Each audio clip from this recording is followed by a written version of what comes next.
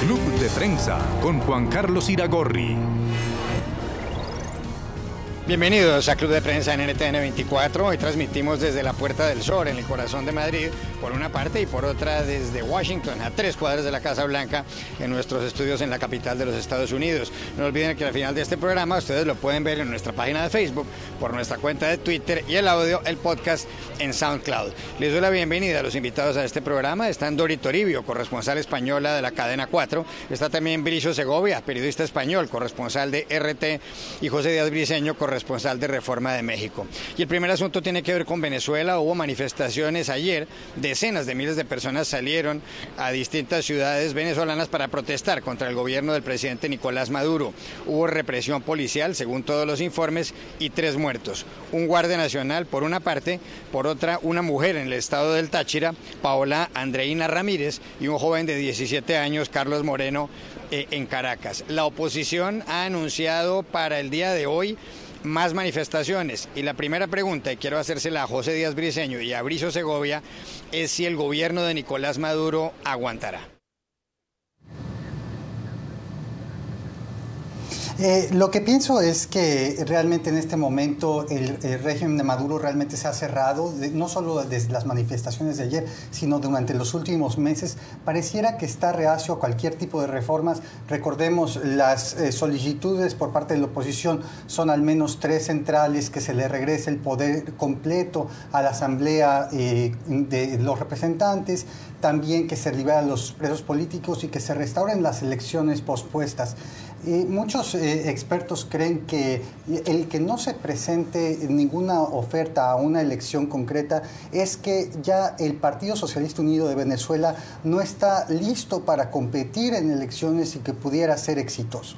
Esto quiere decir, según estos analistas, que el Partido Socialista Unido de Venezuela podría convertirse, por ejemplo, en un partido dominante, hegemónico, autoritario, como se han visto en otros países, pero también estos analistas ofrecen una salida: que el Partido Socialista Unido de Venezuela pudiera convertirse en una oposición democrática. Eso no se ve tan cercano. Yo creo que aquí tenemos un factor clave, que veremos si avanza o no avanza este sustento del gobierno de Maduro. Se trata de las Fuerzas Armadas, gran aliado del gobierno, lo era ya también en la época de Hugo Chávez, pero con Maduro se ha visto reforzado. No olvidemos que las Fuerzas Armadas en este momento, bien, pues Maduro tiene a un militar activo y 10 en retiro en 11 de los 32 ministerios. Además, también en estos momentos son en las Fuerzas Armadas quienes controlan la distribución de alimentos. Son también las Fuerzas Armadas precisamente los que controlan una petrolera en el país, y además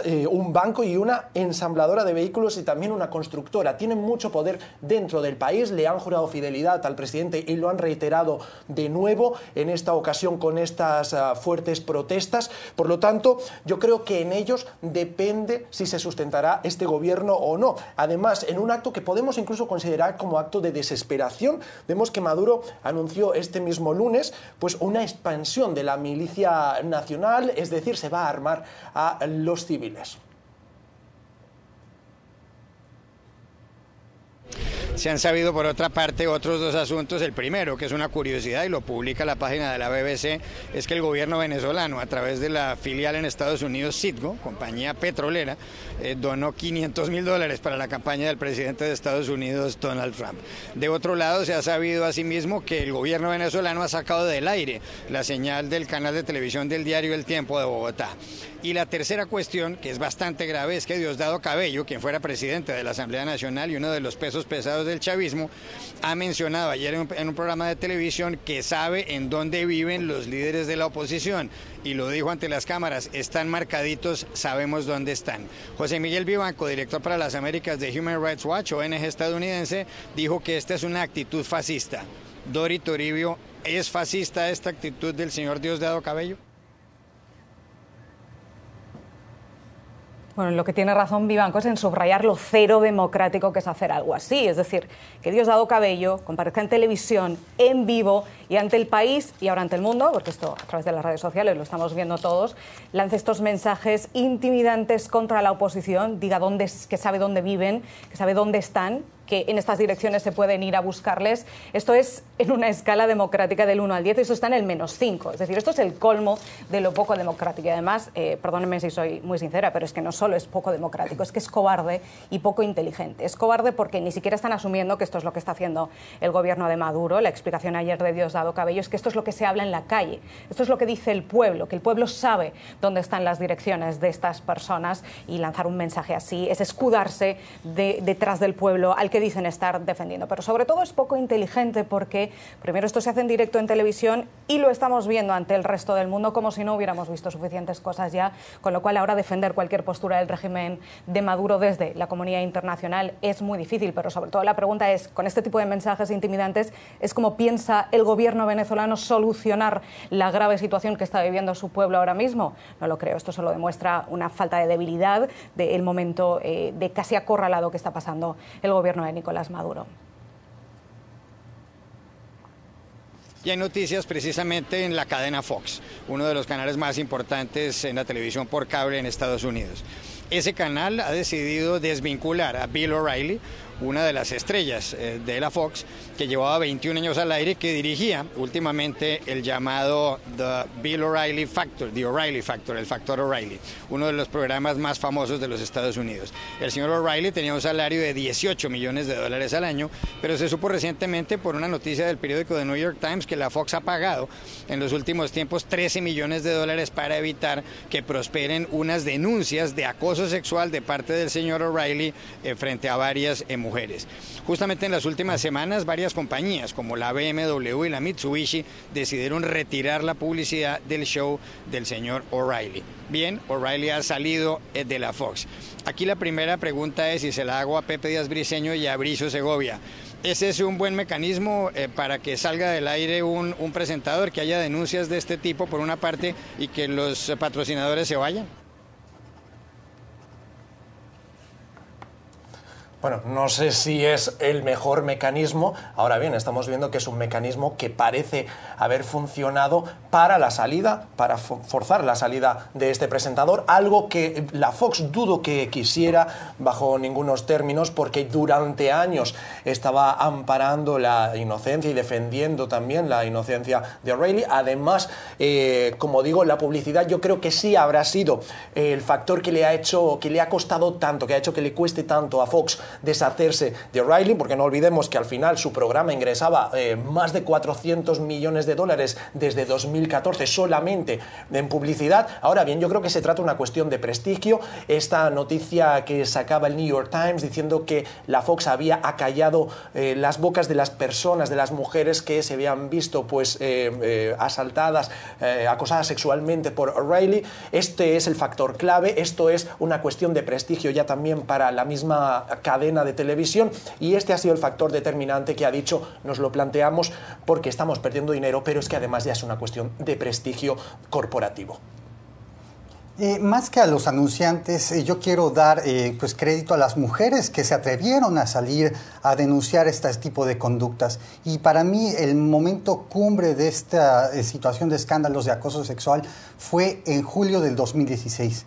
Cuando el señor Roger Ailes, el presidente de la Fox, renunció luego de que Gretchen Carlson, una presentadora que fue Miss América, y otras 6 mujeres denunciaran públicamente, e incluso Carlson presentara un juicio por acoso sexual contra Ailes. Una vez que se rompió ese gran dique al hacer que Ailes renunciara en menos de 2 semanas luego de las alegaciones presentadas en la prensa, me parece que ya todo viene después. Me parece que frente a Ailes, que era la gran ballena que sostenía el modelo de noticias de Fox, la salida de O'Reilly es para mí ya un hecho menor, considerando todo lo que se ha presentado en los últimos 8 meses. Pero hay más sobre Bill O'Reilly. El periódico The Washington Post publica un artículo según el cual esto que ha pasado con el señor O'Reilly puede estimular el hecho de que las mujeres denuncien cuando son víctimas de acoso sexual en las compañías. La señora Gretchen Carlson hizo una denuncia contra el señor O'Reilly y también contra Roger Ailes, el presidente de la Fox, y los dos, esto ocurrió hace 10 meses, los dos han tenido que irse de la Fox. ¿Deben las mujeres, como consecuencia de esto que ha pasado en la Fox con el señor O'Reilly, tener más coraje, no angustiarse tanto y denunciar? Sí, en general, las cifras son muy importantes en cualquier caso de lucha contra el acoso sexual y más en este caso en el que se está hablando supuestamente, porque las estrellas afectadas por este asunto, los dos hombres afectados por este asunto, siguen negando la mayor, siguen negando las acusaciones, por eso digo supuestamente, pero sobre todo en este caso en el que se está hablando de una supuesta cultura corporativa de la cadena Fox y que todo esto ahora ha salido a la luz, primero porque hay numerosos casos de mujeres que están acusando ahora mismo a O'Reilly, pero en su momento también a Roger Ailes y además dos caras importantes de la cadena, como decía Pepe, como fueron en su momento Gretchen Carlson y también Megyn Kelly, que era otra de las estrellas de Fox, aunque ella lanzó las acusaciones no de manera pública, sino a través de abogados de manera privada, a puerta cerrada. Es decir, aquí se está hablando de una cultura corporativa, por eso para luchar contra esto, supuestamente, lo mejor es cuantas más mujeres, y es lo que decía ayer la abogada de 3 de las mujeres que están demandando ahora O'Reilly, pedía a las demás que sean valientes, porque la única manera de luchar contra esto es levantar la voz y decía, además pueden estar viendo que si se levanta la voz y si son valientes, se pueden cambiar las cosas. Ya regresamos a Club de Prensa. El secretario de Estado de Estados Unidos, Rex Tillerson, publicó un comunicado en las últimas horas con relación a Irán.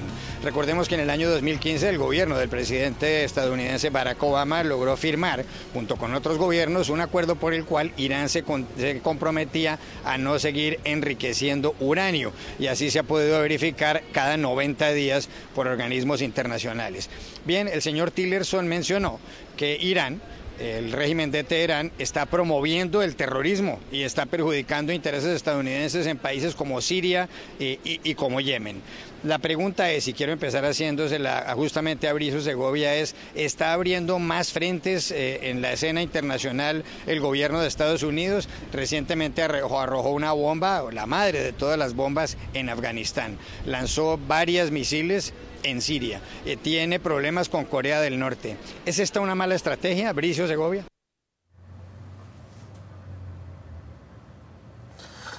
Bueno, si es una mala estrategia solamente el tiempo lo dirá, ¿no? Lo que está claro es que la administración Trump está abriendo frentes, lo está haciendo además en un tiempo récord y sobre todo estamos viendo que es una demostración de fuerza más que nada, ¿no? Está alertando a los países que considera una amenaza para Estados Unidos, lo hizo ya, pues como bien decías, lanzando la madre de todas las bombas en Afganistán, era una alerta precisamente para Corea del Norte, era una alerta también lo que hizo en Siria, ese bombardeo, alerta que lo hizo, recordemos, mientras el presidente chino Xi Jinping estaba aquí en Estados Unidos de visita oficial, por lo tanto una nueva alerta también para China y para su aliado Corea del Norte. Está lanzando alertas Donald Trump, es lo que está haciendo. También estamos viendo que dentro de la administración en materia de política exterior hay opiniones divididas, porque anunciaban esta revisión del pacto iraní precisamente un día después de que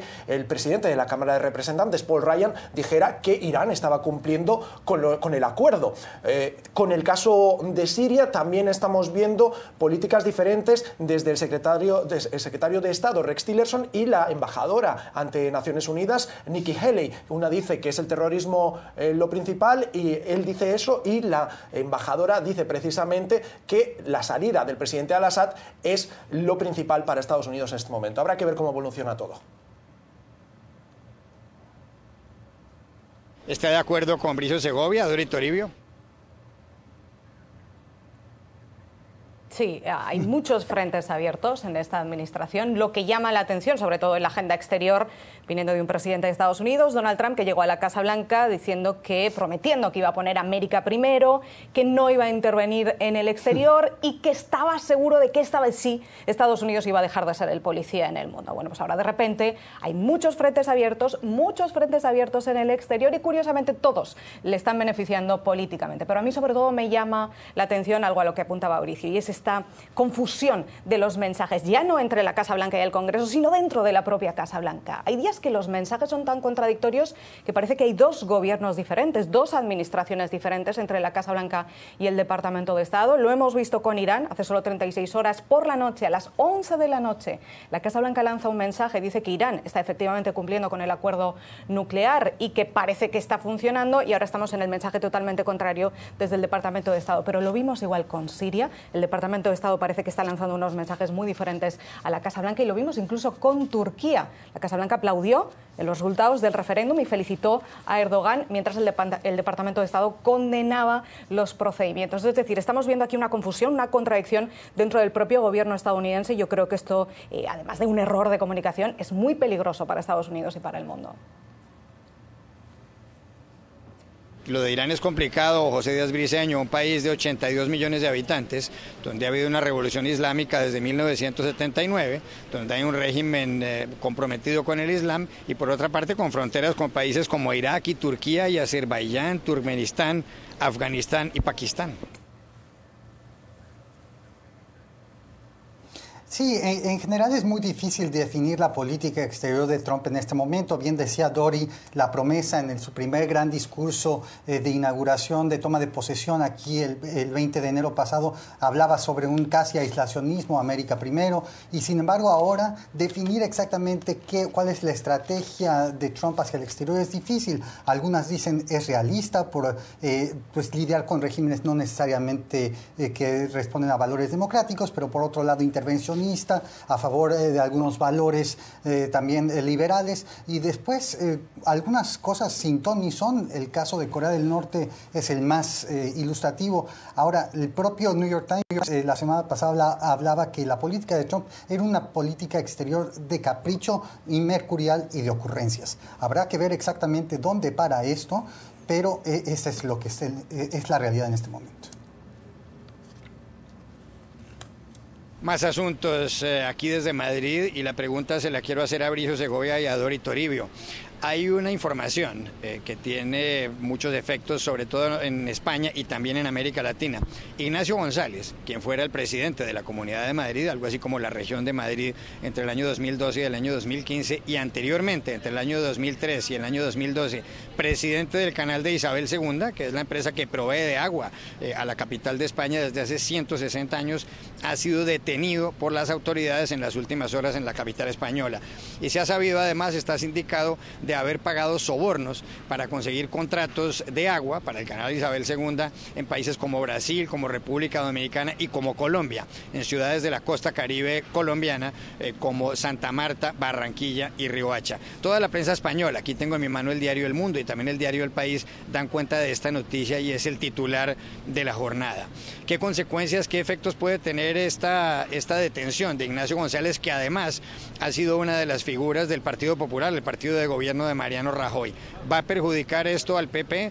Bricio Segovia, Dori Toribio.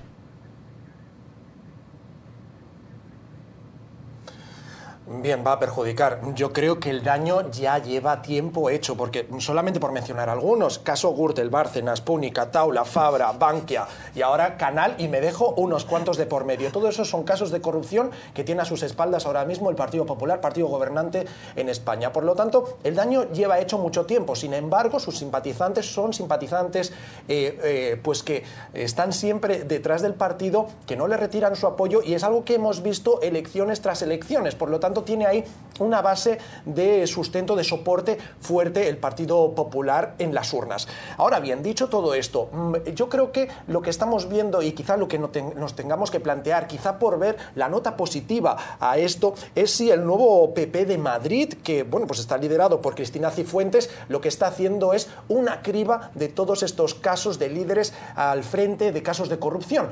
Si este fuera el procedimiento que se está siguiendo, lo podríamos ver como algo positivo. Sin embargo, debería extrapolizarse a la cúpula, es decir, Mariano Rajoy, que también está llamado a declarar por el caso Gürtel, por primera vez en la historia un presidente llamado a declarar, pues sería algo positivo que él tendría que tomar nota también. Bueno, yo soy menos positiva porque yo creo que este asunto, el problema es que no toca fondo. El problema es que, en concreto, este caso de corrupción del que estamos hablando hoy acaba de empezar. Y como sabemos, porque esto lo hemos hablado muchas veces, y yo creo que todo el mundo lo sabe, España tiene un problema muy grave y muy serio de corrupción que afecta no solo a la clase política, sino a todos los estratos. Está afectando al nivel empresarial, incluso a la monarquía. Y ahora, efectivamente, estamos hablando de la clase política y, efectivamente, estamos hablando del PP de Madrid con un caso muy serio, muy grave además porque estamos hablando del partido de gobierno, del partido que gobernó y gobierna en la Comunidad de Madrid y que está gobernando en España, como sabemos, porque el presidente Mariano Rajoy pertenece al Partido Popular. Y la sensación en España es que esto es un goteo que no para. Es verdad que las gotas son cada vez más grandes, pero acaba siendo un goteo. Es como ir tirando poco a poco del hilo hasta que van saliendo estas cuestiones graves, y esto es lo que no puede ser, porque los partidos políticos van como a remolque de estas investigaciones cuando debería ser al revés. En este caso el Partido Popular, pero insisto, esto es una cuestión de la clase política, dar un paso adelante y decir, bueno, hasta aquí, posicionarse en contra de la corrupción, condenar lo que está pasando, no esperar a que vengan, sino dar un paso adelante y sobre todo pedir disculpas a la ciudadanía, porque los españoles ya están de la corrupción muy cansados y muy desanimados y muy frustrados con todo este asunto que viene desde hace años. Ya regresamos a Club de Prensa. Gracias, Dorito Toribio, Pepe Díaz Briceño y Bricio Segovia. Y a ustedes los espero mañana nuevamente en Club de Prensa.